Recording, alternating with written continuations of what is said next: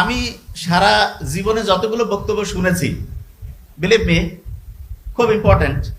আজকে নোবেল যে বক্তব্যটা দিয়েছে, আমার মনে হয় আজ থেকে 1000 বছর পরেও এই বক্তব্যটা দুনিয়ার সবচেয়ে সেরা একটা বক্তব্য হিসাবে স্থান পাবে। আমি তো গর্ব করে বলতে পারি আমরা ইনশাল্লাহ অনেস্ট। 1 টাকা আমরা কখনো কারো খাই না, এটা গ্যারান্টি দিয়ে বলতেছি। 1টা টাকা অবৈধ ইনশাল্লাহ আমাদের পরিবারে ঢুকে নেই এখন পর্যন্ত ইনশাল্লাহ। এটা আমাদের চ্যালেঞ্জ, এটা আমরা গর্ব করি। বহুত স্কোপ এসছে, বহুত স্কোপ। তারপরে আমরা দেখি না, ওগুলো আমাদের ওই লোভটা তো থাকতে হবে, ভিতর থেকে আসে না। কই থেকে আসবে ওই লোভ? আমাদের মা বাবা ওইভাবে বড় করছে আমাদেরকে। আমাদের ভিতরে যে আল্লাহ তাআলা যেটা দিবে আমরা এটা দিয়ে খুশি। আল্লাহ তাআলা আলহামদুলিল্লাহ বাড়িয়ে দিচ্ছে। একসময় না খেয়েছিলাম, এখন আলহামদুলিল্লাহ যেটা রাখছে যথেষ্ট ভালো, আলহামদুলিল্লাহ। যে হালতে থাকি আলহামদুলিল্লাহ। গ্রামের মতো জায়গায় যেখানে মানে বিসিএস ক্যাডার হচ্ছে ওই সময় স্বপ্নের মতো, সেই জায়গা থেকে একই বাড়িতে 3 ভাই বোন 3 জনে বিসিএস ক্যাডার। এটা আমি কিন্তু আত্মপ্রচারণা করতেছি না, দয়া করে এটা ওইভাবে নেবেন না। আমি জাস্ট ব্যাপারটা বলছি যে আল্লাহর উপর যদি কেউ ভরসা করে তাহলে তার অবস্থাটা কি হইতে পারে। মা বাবা যদি চোখের পানি ফেলে দোয়া করে, ওই সন্তানের জন্য কিছু লাগবে না। ইহকাল তো ইনশাল্লাহ কামিয়াব, আল্লাহ ছেড়ে পরকাল নাজাতের রসুলা। রাতের বেলা 1 গ্লাস পানিতে 1 চামচ হলুদের গুঁড়ো, 1 চামচ মেথি আর 1 চামচ মধু, রাতেও মিশাতে পারেন। মধুটা চাইলে সকালবেলা মিশাতে পারেন। এই যে ভিজিয়ে রেখে সকালবেলা পান করলেন, মধুর মধ্যে রয়েছে গ্লুকোজ এবং ফ্রুক্টোজ, ইনস্ট্যান্ট আপনাকে ব্রেইনের মধ্যে এনার্জি দিবে। তার মানে জিন্দেগিটা আমাদেরকে এমন ভাবে পার করতে হবে যেন ইনশাআল্লাহ আমরা পরকালে সফল হতে পারি। তার মানে কি দুনিয়া লাগবে না নাকি? দুনিয়া লাগবে কি না? আচ্ছা, দুনিয়া যে লাগবে সেটা আল্লাহ তাআলাই আমাদেরকে শিখিয়ে দিচ্ছেন। রব্বানা আতিনা ফিদ দুনিয়া হাসানাতাও ওয়া ফিল আখিরাতি হাসানাতাও ওয়া কিনা আযাবান্নার। প্রথমেই বলতেছে যে দুনিয়াবি কল্যাণ দাও আমাদেরকে, আল্লাহ তাআলা আমাদেরকে শিখিয়ে দিচ্ছে। তো দুনিয়ায় কিভাবে চললে পরে ইনশাআল্লাহ পরকালে আমরা নাজাতের ওসিলা হবে, জান্নাতের পথটা সুগম হবে এবং এটার বাই প্রোডাক্ট হিসেবে আমরা দুনিয়া সফল হয়ে যাব, এর কিছু উৎকৃষ্ট উদাহরণ পবিত্র কোরআনের লোকমান সূরায় আপনি পাবেন। লোকমান আলাইহিস সালাম ওনার সন্তানদেরকে উপদেশ বাণী দিয়েছেন কিছু, এগুলো আল্লাহ তাআলা একদম কোট করে পবিত্র কোরআনে নাজিল করেছেন। আমি খুব সংক্ষেপে বলছি, মোটা দাগে 7টা উপদেশ দিয়েছেন। আরো কিছু ছিল, আমি 7টার কথা বলছি। প্রথম কথা, নামাজ কায়েম করতে হবে। 2 নাম্বার, সৎ কাজ করতে হবে। 3 নাম্বার, অসৎ কাজে বাধা দিতে হবে বা নিরুৎসাহিত করতে হবে। 4 নাম্বার, বিপদে ধৈর্য ধরতে হবে। 5 নাম্বার, অহংকার বশত কাউকে অবজ্ঞা করা যাবে না। 6 নাম্বার, গর্ব অহংকার বশত দাপট নিয়ে মাটিতে পা ফেলা যাবে না। নাম্বার 7, অশালীন আচরণ করা যাবে না, চলাফেরায় শালীনতা বজায় রাখতে হবে। আচ্ছা, 1 নাম্বার হচ্ছে নামাজ কায়েমের কথা বলেছে, তাই তো? আমরা মুমিন বান্দা বান্দীদের জন্য 1 নাম্বার ফরজ ইবাদত হচ্ছে পৃথিবীতে নামাজ। নামাজ পড়তেই হবে আপনাকে, যে হালতে থাকেন আপনাকে নামাজ পড়তে হবে। তো নামাজ পড়লে কি লাভটা কি আল্লাহর নাকি? লাভ আমাদের নিজেরই। মেডিকেল সায়েন্স এসে বলছে যখন আমরা নামাজে দাঁড়াই, একাগ্রচিত্তে যখন নামাজ পড়ি, তখন আমাদের ব্রেইন থেকে নির্দিষ্ট লেভেলে ডোপামিন এবং সেরাটোনিন হরমোন রিলিজ হতে থাকে। আমাদের সারাদিনের এই যে কর্মব্যস্ত জীবন, আমাদের কত দুশ্চিন্তা, হতাশা, ডিপ্রেশন, অ্যাংজাইটি, স্ট্রেস, এগুলো কমতে থাকে যখন একজন বান্দা সহিভাবে নামাজ পড়ে। বিজ্ঞানের প্রমাণ করছে, যখন আপনি রুকুতে যাবেন, সেজদায় যাবেন, আপনার ব্লাড সার্কুলেশনটা এমনভাবে ব্রেনের মধ্যে যায়, আপনি শীতল হয়ে যান, আপনার স্ট্রেস আল্লাহর মতো কমতে থাকে। যদি ঠিক মতো নামাজ আদায় করেন, আপনার শরীরের বিভিন্ন, বলে না অনেকে হাঁটু ব্যথা, কোমরের ব্যথা, জয়েন্টে ব্যথা, ব্যথাগুলো থাকবে না। বিভিন্ন রকমের আর্থ্রাইটিক পেইন থেকে আপনাকে রিলিফ পাবেন আপনি ইনশাআল্লাহ। হার্টের যে সিস্টোলিক ডায়াস্টোলিক ব্লাড প্রেশার আছে, এটা কন্ট্রোলে থাকবে।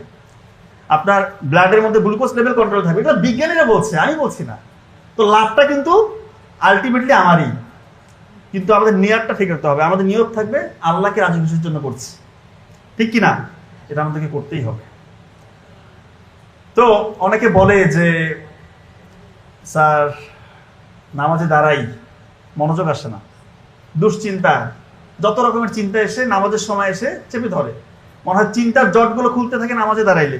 রুকুতে গেলে চিন্তা করতেছে পরীক্ষা কিভাবে ভালো করা যাবে, ব্যবসায়ী চিন্তা করতেছে ওই জায়গায় ঋণ আছে, ঋণটা কিভাবে শোধ করা যাবে, এইটা প্রক্রিয়া অবলম্বন করলে মনে হয় আমার ব্যবসাটা লাভজনক হবে।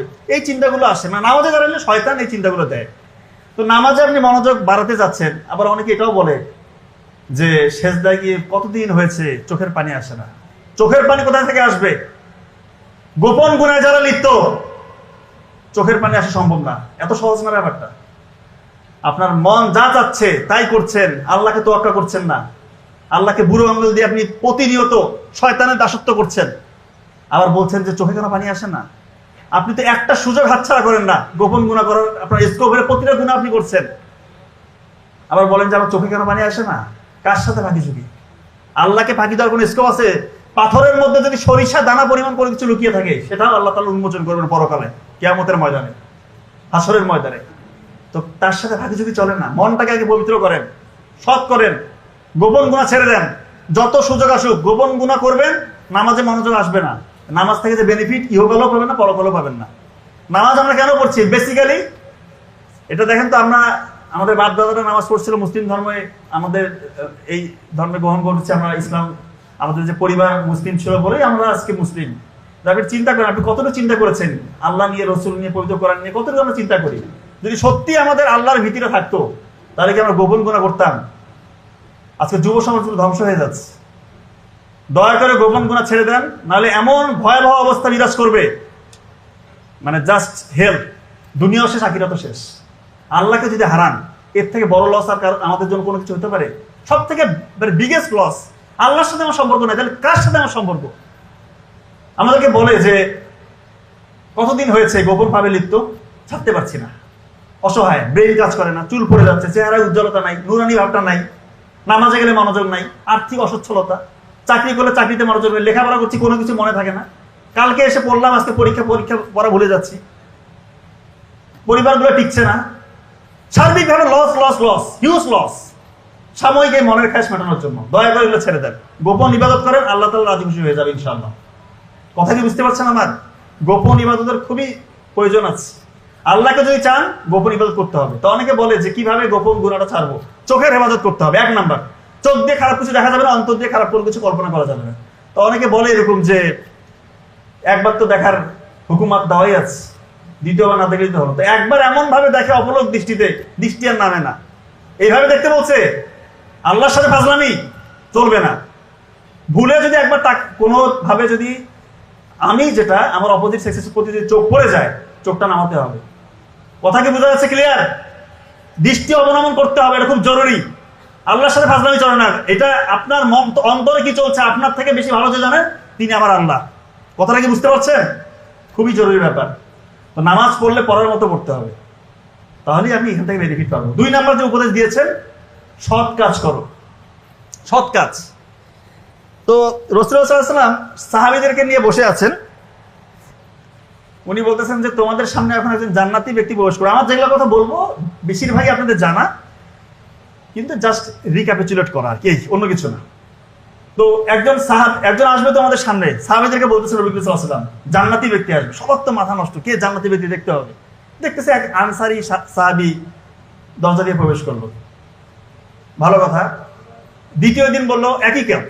দ্বিতীয় দিন সাহাবীদেরকে নিয়ে বসছে রাসূলুল্লাহ সাল্লাল্লাহু আলাইহি ওয়াসাল্লাম, উনি বলতেছেন আজকেও তোমাদের সামনে একজন জান্নাতি ব্যক্তি প্রবেশ করবে। সবাই তো আরো উৎফুল্ল যে আজকে নতুন কাউকে দেখবো। দেখতেছে গতকালকে যার কথা বলেছিল আজকে ওই ওনার কথা। তৃতীয় দিন একই ঘটনা, ওই একই ব্যক্তি। সবাই বলতেছে কি এমন আমল আছে? রাসূলুল্লাহ সাল্লাল্লাহু আলাইহি ওয়াসাল্লাম বলতেছে জান্নাতি, দেখতে হবে আমাদেরকে। আব্দুল্লাহ ইবনে আমর ইবনে আস রাদিয়াল্লাহু তাআলা আনহু, উনি ওনাকে গিয়ে বললেন, ভাই আমার বাবার সাথে একটু অভিমান হয়েছে, আমি আপনার বাসায় কিছুদিন থাকতে চাই। তো উনি বলল যে ঠিক আছে, সমস্যা নেই, আমার বাসায় আসেন আপনি। তো আব্দুল্লাহ ইবনে আমর রাদিয়াল্লাহু তাআলা আনহু উনি ওনাকে অবজার্ভ করতেছে কি ইবাদত করে। রাতের বেলা উনি ঘুমাচ্ছেন না। আব্দুল্লাহ ইবনে আমর রাদিয়াল্লাহু তাআলা যে কি ইবাদত করে দেখি, চোখ বন্ধ করে আছে কিন্তু চোখ খোলা, মানে দেখতেছে কোনো নফল ইবাদত নাই, তাহাজ্জুদ নাই। ফরজ নামাজটা পড়লো, ভাবতেছে যে দিনের বেলা তো অবশ্যই রোজা রাখবে, রোজাও রাখলো না, কোনো নফল রোজা নাই। কয়েকদিন ভেবে গেল যে এক্সট্রা কোনো ইবাদত নাই, শুধুমাত্র নামাজ পড়তো আর হঠাৎ একটু নফল ইবাদত। পরে উনি বাধ্য হয়ে বলেই ফেললেন ওনাকে যে ভাই দেখেন, আসল ঘটনা হচ্ছে নবী করিম সাল্লাল্লাহু আলাইহি ওয়াসাল্লাম 3 দিন আপনাকে জান্নাতি ঘোষণা করছেন। তো আমি তো আপনার মধ্যে স্পেশাল কোনো আমল লক্ষ্য করলাম না। কি এমন আমল আপনি করেন যেটার কারণে রাসূলুল্লাহ সাল্লাল্লাহু আলাইহি ওয়াসাল্লাম আপনাকে জান্নাতি ঘোষণা করছেন? তো উনি বলতেছে ভাই আপনি বা তুমি যেটা দেখছো ভাই এটাই আমার আমল। বলতেছে না অবশ্যই কিছু আছে। তখন উনি বলতেছে যে হ্যাঁ এটা হতে পারে, আমি জানি না, আমার মধ্যে এটা কাজ করে যে অপর কোনো মুসলিম ভাইয়ের প্রতি আমার মনে কোনো হিংসা বা বিদ্বেষ জায়গা নেয় না। আল্লাহ তাআলা যখন কোনো নিয়ামত আমার অপর কোনো মুসলিম ভাইকে দিয়ে দেয়, আমার ভিতরে কোনো হিংসা জন্মায় না এবং আমি কারো গীবত করি না। চিন্তা করেন, চিন্তা করছেন কি ওনাদের অন্তরের আত্মার মানে পরিশুদ্ধির ব্যাপারটা কতটা ছিল। তখন আব্দুল্লাহ ইবনে আমর রাদিয়াল্লাহু তাআলা ওনাকে বললেন যে এটাই তো সেই জায়গা যেটা আমাদের নাগালের বাইরে। এখন আমরা যে দৃশ্যমান ইবাদতগুলো, বাহ্যিক যে ইবাদতগুলো, নামাজ, রোজা, হজ, জাকাত, দান, সদকা, এগুলো তো অবশ্যই করবো, করতেই হবে, কিন্তু অন্তরটা পরিশুদ্ধ করতে হবে। হিংসার জায়গা দিবেন না দয়া করে।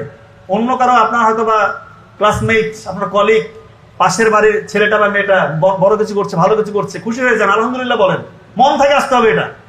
আল্লাহ তাআলা আপনার উপর রাজি খুশি হয়ে আপনাকে নেয়ামতে বাড়াই দিয়ে ইনশাআল্লাহ। কথা বুঝতে পারছেন? মনের ভিতরে হিংসামি রাখেন না, এগুলো থেকে শেখার আছে, হিংসামি রাখবেন না, আল্লাহ খুশি হয়ে যাবে। আর একটা কাজ করবেন, যদি সম্ভব হয়, বাড়ির আশেপাশে যদি কবরস্থান থাকে, কবরস্থানে গিয়ে মাঝে মাঝে একটু জাস্ট দাঁড়ায় থাকবেন। দেখবেন যে আপনার সাথেই হয়তো চলেছে ফিরেছে, দেখেছেন ছোটবেলা থেকে, তারা আজকে কবরে শুয়ে আছে। আপনি আজকে আল্লাহ তাআলা বাঁচিয়ে রেখেছে, আপনাকে কত নিয়ামত দিয়েছে, আপনি আজকে ওখানে থাকতে পারতেন। কারণ মৃত্যুর কোনো গ্যারান্টি নেই কখন আপনি মারা যাবেন।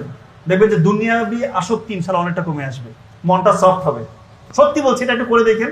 বাড়ির আশেপাশে, মানে আপনার পরিচিত যে কবরস্থান, সেখানে যাবেন, মাঝে মাঝে যাবেন। সকালবেলা, ভোরবেলা গেলে বেশি ভালো হয়। 3 নাম্বার যে উপদেশ দিয়েছিলেন লোকমান আলাইহিস সালাম, যে অসৎ কাজে বাধা দাও বা নিষেধ করো বা নিরুৎসাহিত করো। আমাদের কি চোখের সামনে কোনো অসৎ কাজ হয় না? আজকে তো আমরা ডিজেবল, আমি বলবো। গাজায় যে নৃশংস হত্যাযজ্ঞ চলছে, আমরা কি করছি? আমরা কি করছি এটা কি চিন্তা করেন। এমন একটা ভাবে ওইখানে হত্যাযজ্ঞটা চলছে, এখন আমাদেরকে এটা ইউজ টু করে দিয়েছে, মনে হচ্ছে একটা নিত্যদিনের কাজ। আমাদের কোনো ভ্রুক্ষেপও নাই, আমাদের মধ্যে কোনো ওই ইমানি তাকাজা নাই যে কি করতে হবে সেটা আমরা জানি না। সত্যি বলছি, একটু মন থেকে দোয়া করেন, অন্তত দোয়াটা করেন। পারলে কিছু ফান্ড, আপনার যতটুকু ক্যাপাসিটি আছে, এই ফান্ডটা ওইখানে পাঠানোর ব্যবস্থা করেন, চেষ্টা করেন। ক্যাপাসিটির মধ্যে আছে এমন কোনো অসৎ কাজ আপনাদের সাথে হয় না? 3 জন বন্ধু, 2 জন বন্ধু, 3 জন কলিগ গল্প করলে অপর একজনকে নিয়ে গল্প হয়, কি হয়? ওনার কি মানে প্রশংসা করা হয় নাকি? হ্যাঁ, 3-4 জন গল্প করি, অন্য কাউকে নিয়ে গল্প করলে ওনার প্রশংসা করি, আমরা ভালো ভালো আলোচনা করি, হয় সমালোচনা, গীবত। এরকম যদি চোখের সামনে হয়, খুব মনোযোগ দিয়ে শুনেন কথাটা, চোখের সামনে, আপনার সামনে 2-3 জন বসে গল্প করতেছেন, অন্য কাউকে নিয়ে গীবত সমালোচনা হলে ভদ্রভাবে সেখান থেকে উঠে আসবেন, আল্লাহকে খুশির জন্য। অথবা পারলে ভদ্রভাবে তাদেরকে বলবেন যে ভাই, আমরা অপর ভাই বা বোনকে নিয়ে কোনো খারাপ আলোচনা না করি। এই যে আপনি উঠে আসলেন, কয়েকদিন এভাবে করলে অন্যরা বুঝে যাবে যে এ তো এটা পছন্দ করে না, আপনার সামনে এটা হবে না। আমরা সবাই যদি এই প্র্যাকটিসটা করতে পারি, আর থাকবে সমালোচনা, গীবত থাকবে, উঠে যাবে। কত সুন্দর হবে দুনিয়াটা, চিন্তা করেন। 4 নাম্বার যে উপদেশ দিয়েছিলেন লোকমান আলাইহিস সালাম ওনার সন্তানদের উদ্দেশ্যে, বিপদে ধৈর্য ধারণ করো। রাসূলুল্লাহ সাল্লাল্লাহু আলাইহি ওয়াসাল্লাম বলতেছেন যে মুমিনদের পুরো জীবনটা হচ্ছে বিস্ময়কর, সকল অবস্থায় তার জন্য কল্যাণকর। এটা শুধু মুমিনদের জন্য, কারণ মুমিনের উপর যখন সুখ আপতিত হয়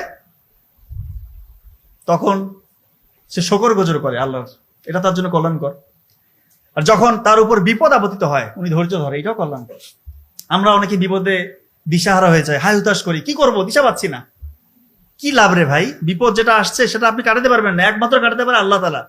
নামাজে দাঁড়িয়ে যান, নফল ইবাদত করেন, সেজদায় গিয়ে লুটিয়ে পড়ে কান্না করেন, আল্লাহ তাআলা ইনশাআল্লাহ প্রবলেম সলভ করবে। যদি চোখের পানি সেজদায় যাওয়ার পরে চোখের পানি আপনার পরে আসে, ধরে নেন যে ইনশাআল্লাহ আপনার বিপদ কাটা শুরু হয়ে গিয়েছে, আপনার বিপদ আল্লাহ তাআলা নিজে হালতে নিয়েছে, ইনশাআল্লাহ বিপদ কেটে যাবে। বিশ্বাস করেন, করে দেখেন, মনটাকে পরিশুদ্ধ করেন। বিশ্বাসটা রাখতে হবে, তো ওই বিশ্বাস না নিতে হবে না। বিপদে আমরা ধৈর্য ধরবো, আল্লাহ খুশি হয়ে যাবে। শুধু সমস্যার সমাধান করবে না, বহু গুণে বাড়িয়ে দিবে ইনশাআল্লাহ। 5 নাম্বার যে কথা বলেছিলেন লোকমান আলাইহিস সালাম ওনার সন্তানদের জন্য, অহংকার বশত কাউকে অবজ্ঞা করা যাবে না। রাসূলুল্লাহ সাল্লাল্লাহু আলাইহি ওয়াসাল্লাম বলতেছেন যে কারো অন্তরে যদি দানা পরিমাণ অহংকার থাকে, সে জান্নাতে প্রবেশ করবে না। তখন সাহাবীরা রাসূলুল্লাহ সাল্লাল্লাহু আলাইহি ওয়াসাল্লামকে বলতেছেন, ইয়া আল্লাহর রাসূল, আমরা তো সুন্দর পোশাক পরতে পছন্দ করি, ভালো জুতা পরতে পছন্দ করি, এটাও কি অহংকার? জবাবে রাসূলুল্লাহ সাল্লাল্লাহু আলাইহি ওয়াসাল্লাম বলতেছেন যে আল্লাহ তাআলা নিজে সৌন্দর্যকে পছন্দ করেন। অহংকার হচ্ছে সেটা, কেউ যদি সত্যকে প্রত্যাখ্যান করে এবং অহংকার বশত কাউকে অবজ্ঞা করে। আমাদের মধ্যে এরকম নাই? আমরা সামান্য টাকা পয়সার মালিক হয়েছি, গাড়ি বাড়ি কিনেছি, একটু ফেম হয়েছে, একটা বড় পজিশন হোল্ড করছি, নিজের মধ্যে অহংকার জাগ্রত হয়, মানুষকে মানুষ মনে করি না, নিজে যার সাথে চলেছি ফিরেছি তাকে একটু নেগলেক্ট করছি। এরকম হয় না? একটা বৃদ্ধ মানুষ এসেছে হয়তো বাড়িতে একটু সাহায্যের জন্য, দূর করছি, যাত্রার সাথে খারাপ ব্যবহার। ভাই, এই ক্ষমতা থাকবে না, একদিন সবাই বিদায় নিয়ে নেবো পৃথিবী থেকে। সত্যি কথা বলছি, অহংকার করেন না, আল্লাহ তাআলা রাজি খুশি হয়ে যাবে। আপনি যত বিনয়ী হবেন, আপনার অনেক কিছু আছে, মানে আপনার ক্ষমতা আল্লাহ তাআলা যথেষ্ট দিয়েছে, পজিশন দিয়েছে, টাকা পয়সা দিয়েছে, আপনি বিনয়ী, আল্লাহ তাআলা কি কমাবে? আপনার বাড়িয়ে দিবে ইনশাআল্লাহ। আর অহংকার করলে আমরা সবাই জানি এটা পতনের মূল। অহংকার করলে আপনি যে স্টেজে আছেন আপনার শুধু ডাউন হবে, দিনকে দিন শুধু নিচে নামতে থাকবেন, অহংকার আনিয়ে আনবেন মনের ভিতরে। 6 নম্বর যে কথা বলেছিলেন, গর্ব ভরে দাপটের সাথে মাটিতে পা ফেলো না। তো এখন অনেককে দেখা যায় যে সামান্য একটু ক্ষমতা পাইলে মানুষকে আর চিনে না, সিনা টাইট করে এমন ভাবে হাঁটে সামনে যে মানুষ আর সামনে নাই, সব মনে হয় গরু ছাগল পশু প্রাণী, এমন ভাবে চলে। তাদের অত্যাচারে এলাকাবাসী অতিষ্ঠ হয়ে যায়, আছে না এরকম? তা আমরা তো হাসপাতালে ডিউটি করি, এরকম বহুত পাতি নেতা দেখছি, সামান্য একটু ডায়রিয়া, বমি আর পেট ব্যথা হইলে কাতরাইতে থাকে এসে। তখন মনে হয় যে এর মতো অসহায় দুর্বল মানুষ মনে হয় পৃথিবীতে একটা নাই, অথচ তার দাপটে চলা যায় না। আসলে এটাই সত্য, আল্লাহ তাআলা আমাদেরকে, মানুষকে অত্যন্ত দুর্বল করে সৃষ্টি করেছেন, এটাই সত্য। এই জন্য গর্ব অহংকারের কিছু নেই। লাস্ট যে পয়েন্ট খুব গুরুত্বপূর্ণ আপনাদের সবার জন্য, অশালীন আচরণ করা যাবে না। 7 নম্বর যে উপদেশ দিয়েছে, ছেলেদের উদ্দেশ্যে বলতেছি। এখন কিছু ছেলেপেলের বাইক হাতে পাইলে মনে হয় শয়তান তার উপর সওয়ার হয়েছে, এমন ভাবে বাইক চালায়, মাথা নষ্ট, সামনে কে আছে দেখার টাইম নাই। এগুলাকে যদি রাস্তায় পান, আটকায় প্রশাসনকে ডাকেন, তার গার্ডিয়ানকে ডাকেন, যথেষ্ট অপমানিত করার চেষ্টা করেন, যেন একটু হলেও সে ঠিক হয়। আর ছেলেপেলে তো এখন রাতের বেলা ওই কি গেম, মোবাইলে অশ্লীলতা, জুয়া খেলা, যত রকমের খারাপ কাজে লিপ্ত ছেলেপেলে। যদি এইভাবে মউত চলে আসে আপনার, কিয়ামতের দিন আল্লাহর কাছে জবাব দিতে হবে এটার জন্য। সত্যি কথা বলছি আপনাদেরকে, এই গোপন গুনাহ ছেড়ে দেন। আর মেয়েদের উদ্দেশ্যে বলি, অনেক মেয়েরা আলহামদুলিল্লাহ পর্দা করে, যারা করছেন না দয়া করে পর্দাটা করেন। এমনও মেয়ে দেখেছি আমরা, চোখের সামনে পড়ে যায়, পত্র পত্রিকায় বা নিউজে আমরা শুনি, এমন বেপর্দা বেহায়াপনা তাদের আচরণ। তো পবিত্র কোরআনে আল্লাহ তাআলা বলতেছেন যে মুমিন নারীরা তোমরা তোমাদের দৃষ্টি নত করো, তোমাদের লজ্জাস্থানে হেফাজত করো, তোমাদের সৌন্দর্যকে প্রদর্শন করো না। আর এখনকার মেয়েরা কি করছে? বেশিরভাগ মেয়ে, সব না, অনেকে আছে অনেক ডিসেন্ট, ভালো আলহামদুলিল্লাহ, কিন্তু এমন কিছু মেয়ে আছে তাদের চলাফেরা, তারা মনে হয় সৌন্দর্য প্রদর্শনের প্রতিযোগিতা নেমেছে। তাদের কারণে যুবক সমাজের অধপতনের একটা মূল কারণ তারাও। সত্যি বলছি, আপনারা নিজেরা নিজেদেরকে হেফাজত করেন। আর এই ধরনের মেয়ে যারা একদম বেপরোয়া, যাদের চলাফেরার মধ্যে বিন্দু মাত্র শালীনতা নাই, আমার তো মনে হয় এদের বাড়িতে কোনো পুরুষ মানুষ নাই, যারা আছে কাপুরুষ। নাহলে এইভাবে কেন চলবে? এটা করবেন না, দয়া করে আল্লাহর রাস্তায় চলে আসেন, নিজেকে হেফাজতে রাখেন, আল্লাহকে রাজি খুশির জন্য। আল্লাহ খুশি হয়ে যাবে এবং সমাজটাতে এই অশ্লীলতার ছড়াছড়ি হবে না ইনশাল্লাহ। শালীনতা বজায় রেখে চলেন, এটা আপনার জন্য ভালো, যুবকদের জন্য ভালো, সমাজের জন্য ভালো, আল্লাহ খুশি হয়ে যাবে। কথা কি আমার বোঝা গিয়েছে? তো এগুলো হচ্ছে লোকমান আলাইহিস সালাম ওনার সন্তানদের জন্য বলেছিলেন। আল্লাহ তাআলা কিছু কথা আবার আমাদের জন্য ডিরেক্টলি এখানে কোট করছে সূরা লোকমানে, বলতেছে তোমরা শিরক করো না। শিরক আমরা অনেকে মনে করি যে আল্লাহর সাথে কাউকে শরীক করছি, ঠিক আছে, অনেকে বুঝতে পারি না। তো শিরকটা কি রকমের সূক্ষ্ম হইতে পারে, এটা একটা হাদিসে এসেছে যে কালো পিঁপড়ার পদধ্বনি এর থেকেও সূক্ষ্ম হচ্ছে শিরক। কালো পিঁপড়া যখন চলে, আপনি কি এর শব্দ শুনতে পান নাকি? বুঝার স্কোপ আছে? কোনো স্কোপই নেই। তো শিরকটা আমাদের জীবনের সাথে এইভাবে চলে, বুঝার কোনো স্কোপ নাই। রাসূলুল্লাহ সাল্লাল্লাহু আলাইহি ওয়াসাল্লাম সাহাবীদেরকে বলতেছে, আমি সব থেকে যে বিষয়টা নিয়ে তোমাদের জন্য ভয় পাই সেটি হচ্ছে ছোট শিরক বা রিয়া। সাহাবীরা বলতেছে সেটা কি? বলতেছে মানুষ দেখানো আমল। আমরা অনেকেই দেখবেন যে সোমবারে বৃহস্পতিবারে রোজা রাখে, ভালো আলহামদুলিল্লাহ, মানুষকে বলে বেড়ায় আজকে আমি রোজা আছি। তার উদ্দেশ্য হচ্ছে মানুষকে জানানো। তাহাজ্জুদের নামাজ পড়ছে, মানুষকে জানাচ্ছে। মসজিদে গিয়ে নামাজ পড়তেছে, যখন ফরজ নামাজ শেষ হয় সুন্নত পড়ে, নফল পড়ে, ভালো কথা, ভালো পড়েন, কিন্তু দেখতেছে পাশের কেউ আমাকে অবজার্ভ করতেছে, নামাজটা একটু সহি করে পড়ার চেষ্টা করতেছে। এটা কি রে ভাই? আপনি আমল করবেন আল্লাহকে রাজি খুশির জন্য, অন্যকে যদি করার জন্য করেন, এটা আপনার আমল তো হবে না, এটা আপনার গুনাহের ভাগীদার হবেন। আপনি কাকে দেখানোর জন্য করতেছেন? এটা তো শিরক হয়ে যাবে। চিন্তা করেন, এই কাজটা করবেন। অনেকে দান করে, আর ভাই দান করতেছেন তো নিজের একটা কিছু যাচ্ছে, তো চলে যাচ্ছে। আল্লাহকে খুশি করার জন্য না হইলে না, এটা আপনি রিওয়ার্ড পাবেন। আপনি মানুষকে দেখানোর জন্য করতেছেন, কোনো রিওয়ার্ড এখান থেকে পাবেন না। এই জন্য শিরক ছেড়ে দিতে হবে। এছাড়াও আল্লাহ তাআলা বলতেছে যে তোমরা কৃতজ্ঞতা প্রকাশ করো, এবং সূরা ইব্রাহিমে দেখবেন 14 নম্বর সূরা 7 নম্বর আয়াতে আল্লাহ তাআলা বলতেছে যদি তোমরা কৃতজ্ঞ হও আমি নিশ্চয়ই তোমাদেরকে বাড়িয়ে দিব। তো এই কথাটার মিনিং আমরা অনেকে বুঝি না। এখন বিজ্ঞানীরা বলতেছে কেউ যদি কৃতজ্ঞতা প্রকাশ করে তার ব্রেন থেকে ডোপামিন এবং সেরাটোনিন হরমোন রিলিজ হতে থাকে, তার অক্সিডেটিভ স্ট্রেস, ডিপ্রেশন, অ্যাংজাইটি, হতাশা সবগুলো কমতে থাকে ইনশাআল্লাহ। কথা কি বুঝতেছেন? কৃতজ্ঞতা প্রকাশ করবেন, আপনার ব্লাড প্রেশার নিয়ন্ত্রণ থাকবে, আপনার ব্লাডটা পরিশুদ্ধ হবে, আপনার মেমোরি যে কনসেন্ট্রেশন, ফোকাসিং পাওয়ার এটা বাড়বে। আপনি কৃতজ্ঞতা প্রকাশ করছেন। আপনি একটা সহজ জিনিস বুঝেন রাখুন, আপনি যদি একজনকে কৃতজ্ঞতা প্রকাশ বশত বললেন যে ধন্যবাদ ভাই, তার কি ভালো লাগবে না খারাপ লাগবে? সে কি আপনার উপর কি রাজি খুশি হবে কিনা? তো এটাই তো কৃতজ্ঞতা প্রকাশ করে আপনার বাড়িয়ে দিবে। এটা আল্লাহর ঘোষণা। আল্লাহর ঘোষণা কি ভুল হওয়ার কোনো স্কোপ আছে? কোনো স্কোপ নাই। রাতের বেলা আপনার স্টুডেন্ট যারা আছেন, ঘুমানোর আগে এশার নামাজের পর দেরি করবেন না, ঘুমানোর আগে 2 রাকাত নফল নামাজ পড়বেন এবং রাতের যে আমলগুলো আছে সূরা মুলক, আয়াতুল কুরসি, সূরা বাকারার শেষ 2 আয়াত, 3 কুল, 33 বার সুবহানাল্লাহ, আলহামদুলিল্লাহ 34 বার আল্লাহু আকবার, এগুলো পড়ে বিছানায় যাবেন। আল্লাহ তাআলা আপনাদের দেখবেন সুন্দর একটা ঘুম দিবে। ব্রেইনের মধ্যে যত খারাপ জিনিসগুলো আপনি শিখেছেন, জেনেছেন, এগুলো ইনশাআল্লাহ ওয়াশ আউট হয়ে যাবে। আর ভালো ভালো জিনিসগুলো, ভালো ভালো তথ্যগুলো যেগুলো আপনি শিখেছেন, ওগুলো দীর্ঘস্থায়ী মেমোরি সেন্টারে রিজার্ভ হবে। কৃতজ্ঞতা প্রকাশ করে ঘুমাবেন। ভোরে উঠবেন, উঠেই আগে আলহামদুলিল্লাহ, উজুটা করে আগে আবার নফল নামাজ। ভোরে উঠলে কি হবে? আমার ভাই ডক্টর নাবিল যথেষ্ট ভালো বলেছে, এগুলো নিয়ে অনেক আলোচনা করেছে যে ভোরবেলা যদি উঠেন আপনার ব্রেইনের মধ্যে আলফা ওয়েভ তৈরি হয়। এগুলো তো আপনারা সবাই জানেন, এখন মুখস্থ হয়ে যাওয়ার কথা। আলফা ওয়েভ তৈরি হলে কি হবে? ওই সময় আপনি যা কিছু পড়বেন 2 ঘন্টার পরে অন্য সময় 10 ঘন্টার পড়ার থেকেও প্রোডাক্টিভ। এগুলো আলহামদুলিল্লাহ আমি আমার বড় ভাই ডক্টর নাবিলের বদলতে শুনেছি, শিখেছি। আশা করি আপনারা অনেক শুনেছেন। আজকে উনি আরো চমৎকার আলোচনা করবেন ইনশাআল্লাহ। তার মানে ভোরে উঠতে হবে, কৃতজ্ঞতা প্রকাশ করবেন আল্লাহর, আল্লাহ তাআলা বাড়িয়ে দিবে। আর একটা খাবারের কথা বলি আপনাদেরকে, ব্রেন বুস্টার, সবাই মনে রাখবেন, খুব জরুরি।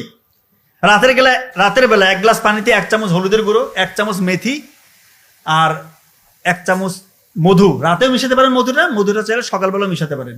এই যে ভিজিয়ে রেখে সকালবেলা পান করলেন, মধুর মধ্যে রয়েছে গ্লুকোজ এবং ফ্রুক্টোজ, ইনস্ট্যান্ট আপনাকে ব্রেইনের মধ্যে এনার্জি দিবে।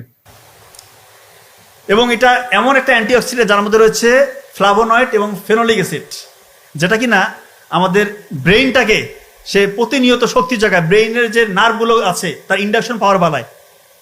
কথা কি বুঝতে পারতেছেন? ব্রেইনের কর্মক্ষমতা বাড়বে। হলুদের গুঁড়ো, এটা একটা অ্যান্টি ইনফ্লামেটরি এজেন্ট, এটা আমাদের ব্রেইনটাকে সুরক্ষা দেয়, নিউরনগুলোকে সাপোর্ট দেয়, নিউরনকে ধ্বংসের হাত থেকে রক্ষা করে। এবং BDNF, brain drive neurotrophic factor, এইটা রয়েছে, এটা এক ধরনের প্রোটিন, এটা রয়েছে হলুদের গুঁড়োর মধ্যে।